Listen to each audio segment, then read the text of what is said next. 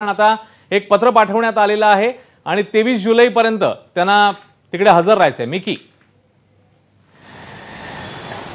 अश्विन, जर आपण बघितलं अतिशय महत्त्वाची बातमी म्हणावी लागेल, कारण ज्या पद्धतीने एबीपी माझाने या संपूर्ण पूजा खेडकर जी वादग्रस्त IAS अधिकारी आहे त्यांच्या संदर्भात पाठपुरावे केले, जे कागदपत्र आतापर्यंत एबीपी माझाने समोर आणली त्याचाच मोठा इम्पॅक्ट म्हणावा लागेल। आणि थेट आता मसुरी तिथून एक पत्र आलेलं आहे की ज्यांचे ट्रेनिंग या ठिकाणी सुरू आहे, प्रोबेशन पिरियड आहे, ते लगेच ते आत्ता थांबवण्यात यावं असे पत्र थेट राज्य सरकारला या ठिकाणी प्राप्त झालेले आहे। एवढंच काय तर मसुरी त्या ठिकाणी त्यांना पुन्हा एकदा बोलवण्यात आलेलं आहे आणि आतापर्यंत जे वेगवेगळे कागदपत्र समोर आलेले आहेत, ज्या पद्धतीने त्यांनी आरक्षणाचा फायदा घेतलेला आहे, त्याचबरोबर त्यांनी मेडिकल जे फिटनेसच्या संदर्भात सर्टिफिकेट दिलेले होते, असे वेगवेगळे पुरावे पुन्हा एकदा मसुरी त्यांना जाऊन त्या ठिकाणी वेगवेगळ्या प्रश्नांची उत्तरे द्यावी लागणार आहे। त्या ठिकाणी देखील एक सोबतच राहा आता आपल्या सोबत आहेत RTI कार्यकर्ते विजय कुमार, ज्यांनी हे सगळं प्रकरण लावून धरलेलं होतं। विजय कुमारजी, जिल्हा प्रशिक्षण कार्यक्रम स्थगित करून पूजा यांना मसुरीला बोलवण्यात आलंय, या सगळ्या घटनाक्रमाबद्दल आपली पहिली प्रतिक्रिया।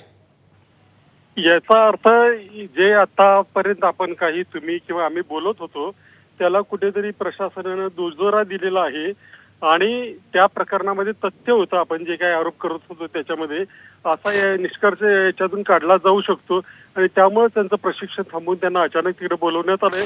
परंतु एवढ्याने थांबणार नाही, कदाचित आणखी पुढची कारवाई झाली पाहिजे, कारण हे साधं प्रकरण नाही, फार मोठं प्रकरण आहे। याने प्रतिष्ठित अशा IAS सेवेच्या संपूर्ण त्यांची जी प्रतिष्ठा असते त्याला धक्का पोहोचला होता। त्यामुळे ही अत्यंत महत्वाची आणि पॉझिटिव्ह बातमी प्रशासनाच्या आणि देशातल्या जनतेच्या दृष्टीने आहे असं मी मानतो। त्याच्यामध्ये तुम्ही पण जे काही योगदान दिलं आता हे करण्यासाठी, सगळं काढण्यासाठी ज्या पद्धतीने आपण लावून धरलं त्याच्याबद्दल सगळ्यांचे ज्या बाबतीत आभार मानले पाहिजेत। विजय कुमारजी, आपण सातत्याने हे प्रकरण लावून धरलेलं होतं आणि आता ज्या पद्धतीने परत बोलवण्यात आलंय, इथून पुढची कारवाईची पावलं काय असू शकतात, आपली काय मागणी आहे या संदर्भातली? कारण आता परत बोलवण्यात आलंय, याच्यामध्ये त्यांना बडतर्फ करून त्यांची जी काही IAS हे होतं पद होतं ते काढून घेण्यात यावं आणि ह्या सगळ्या फौजदारी गुन्हे आहेत त्याच्यामध्ये फौजदारी गुन्हे दाखल झाले पाहिजेत, कारण प्रशासनाला फसवून त्यांनी कागदपत्र मिळवलेली होती। त्यामुळे ते ह्या फौजदारी गुन्हा दाखल झाला पाहिजे सगळ्यांवर, त्यांच्या एकट्यावरच नव्हे तर ज्यांनी त्यांना या प्रकरणामध्ये मदत केली त्यांच्यावर फौजदारी गुन्हे दाखल झाले पाहिजेत। याच्यामध्ये जसं तुम्ही सांगताय की ज्यांनी या सगळ्यामध्ये मदत केली आहे त्यांना त्यांच्यावर हे गुन्हे दाखल व्हायला हवेत, याच्यामध्ये नेमकं कोण कोण इन्व्हॉल्व आहे, आपली काय माहिती आहे याबद्दल? याच्याबद्दल ज्या तहसीलदारांनी त्यांना नॉन क्रिमी लेअर दिला असेल किंवा ज्या अधिकाऱ्यांनी त्यांना अपंगत्वाचे दाखले दिले, ज्या अधिकाऱ्यांनी त्यांना तिथं अटेम्प्ट संपल्यानंतरही पुन्हा परीक्षेला बसायची परवानगी दिली, त्याच्यामध्ये बऱ्याच जणांचा हात असणार आहे, ते प्रशासनातली मंडळी असणार आहेत, त्यांच्यावरही कारवाई व्हायला पाहिजे। एकट्या पूजा खेडकर यांच्यावर कारवाई करून चालणार नाही, तर जर कारवाई केल्याचं खरंच लोकांना दिसावं असं वाटत असेल तर संबंधित सर्वांवर कारवाई झाली पाहिजे। विजय कुमारजी, एक प्रोसिजर म्हणून विचारतो, 23 जुलै आधी त्यांना हजर राहायला सांगितलेलं आहे, आपल्याकडे या संदर्भात काय माहिती आहे? पुढच्या 7 दिवसात आता नेमकं ही कारवाई कशा स्वरूपाची होईल तिकडे?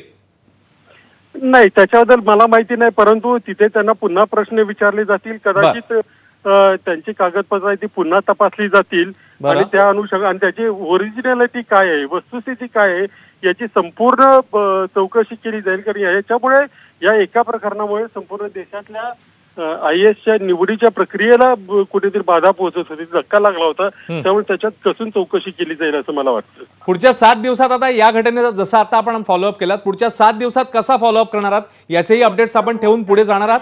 येतोय रोजच्या रोज काही ना काही येतंय, त्या गोष्टी आहेत त्या जशा येतील, कारण अजून बरीचशी मॅटर पुढे येत आहे, त्या सगळ्या आपण लोकांच्या समोर मांडत राहू।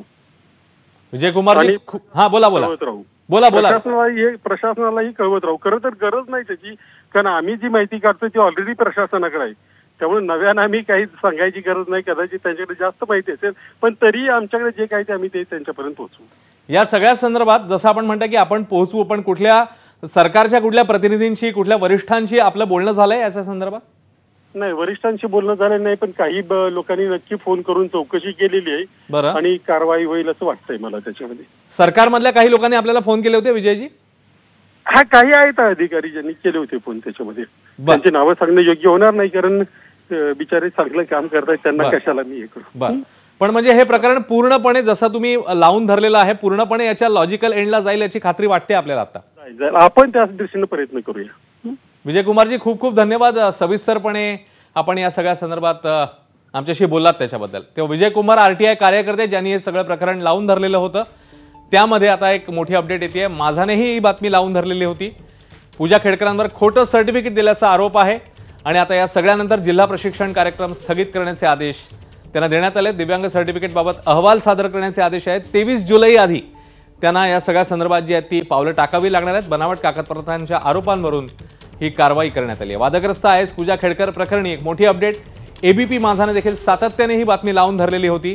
त्यानंतर पुणे जिल्हाधिकारी पोलीस यांना अहवाल सादर करण्याचे आदेश देण्यात आले आहेत आणि जिल्हा प्रशिक्षण कार्यक्रम हा स्थगित करण्यात आला. आणि आता बातमी मुंबई क्रिकेट असोसिएशनची आहे. Mumbai cricket association